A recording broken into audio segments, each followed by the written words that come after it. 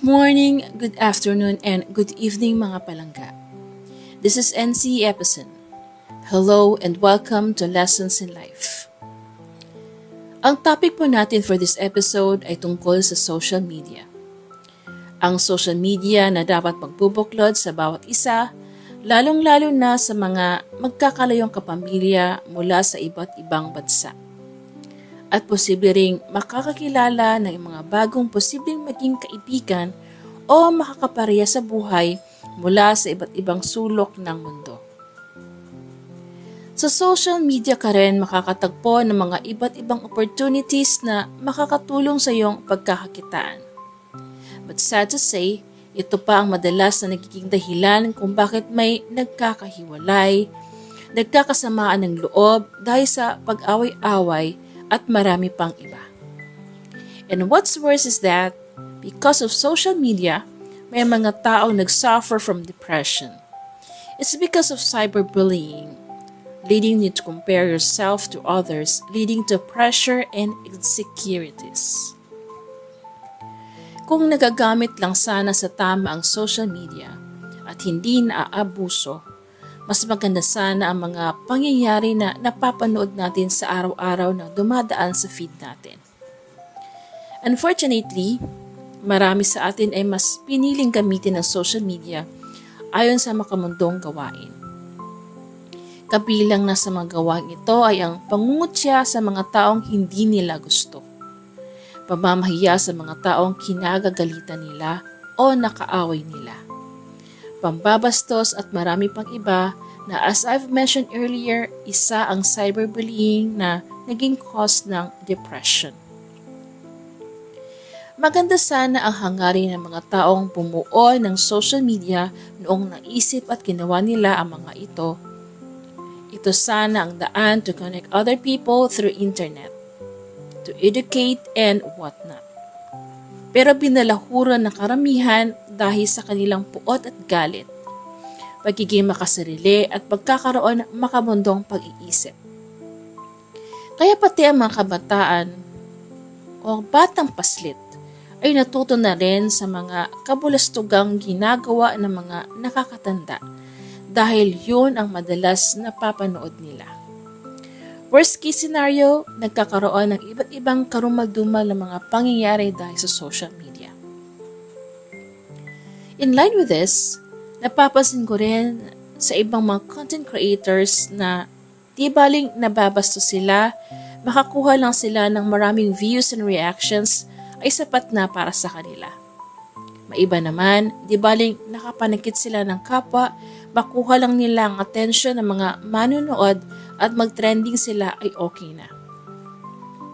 It's so sad to think na may mga iilan na mas piniling magpakababa ng kanilang pagkatao para lang sa number of views, reactions, and shares. Ganun na ba kahayok ang mga tao ngayon para lang makuha ang gusto nila o para sa pangarap nilang makilala ng lipunan at kumita through social media? Marami pa naman sanang paraan para mapansin at makilala dito sa social media. Pero yun nga lang, kailangan mong maging mas matyaga at mas mapagpasensya dahil hindi ganong kabilis at na mapansin ng karamihan. Di tulad ng naaaway ka o di naman kaya ay gumawa ka ng kabulustugan na overnight ay sikat ka na. Mas prefer kasi nila ang shortcut na process kaysa ang magpakahirap na gumawa ng mga kung ano-anong makabuluhang content. Kung gusto nating mas umayos at maging maganda ang asahan nating mga kabataan, sana gumawa naman tayo ng mga makabuluhang mga content para yun ang tularan nila. Hindi ang mga bagay na walang magandang maidudulot sa kanila at wala silang matututunan na pwedeng maibahagi nila sa susunod na henerasyon. Hindi pa mas maiging isipin o magandang panoorin na pagdating ng panahon makikita natin ang kabataan natin ngayon na nagbabahagi ng mga makabuluhang natutunan nila mula sa atin ngayon. Nasa ating mga kilos at gawa nakasalalay ang mga bagay na dapat makita tayong mabuting ehemplo ng bagong henerasyon. I want to end this episode by saying na naway magsalita at kumilos tayo nang naayon sa nararapat nating gawin at ipamana sa mga kabataan. Para nang sa ganon, yun din ang susundin nilang gawin pagdating ng panahon na sila naman ang maging nakakatanda sa dating pangbagong henerasyon ng mga kabataan. Pagsikapan nating maging mabuting ehemplo, hindi lang para sa kabataan kundi para sa lahat, dahil ito ang gusto ng Panginoong Diyos na ating gawin. Ipalaganap ang kabutihan sa salita, kilos at gawa sa kapwa, at hindi ang nakapanakit o nakakasira ng pagkatao ng bawat isa. Maigi pang panoorin ang mga nakakatawang content kasi kahit papaano, nakakapagbigay yun ng positive vibe sa mga taong may hindi kagandahang pinagdadaanan na kailangang malibang. Another thing is, napakagandang panoorin at i-share ang mga content na may katuturan mula sa iba't ibang kwento ng buhay na ibinabahagi ng mga tao mula sa iba't ibang larangan sa mundo ng mainstream, social media at maging mula sa isang simpleng mamamayan. May nakaka-inspire, may nakakaantig na kwento, may nagbukas din ng ating kaisipan at nagbigay aral para sa lahat. Saludo naman ako sa mga content creators na mas piniling gumawa ng mabuti sa kapwa. Ipiniramdam at nagpakita ng pagmamalasakit. Sila ang mga taong gumawa ng paraan na maipaabot lang ang kahit konting tulong na hindi natanggap ng ating mga kababayan mula sa ating pamahalaan. Kahit pasabihin ng iba na for the content lang kaya nila ginagawa ang mga yon. Ganun pa man, malaking tulong pa rin yon mula sa mga taong kanilang nabahagian ng konting tulong. Makikita ang mga ngiti kasabay ng pagpatak ng mga buti lang luha habang sinserong nagpapasalamat sa biyayang kanilang natanggap.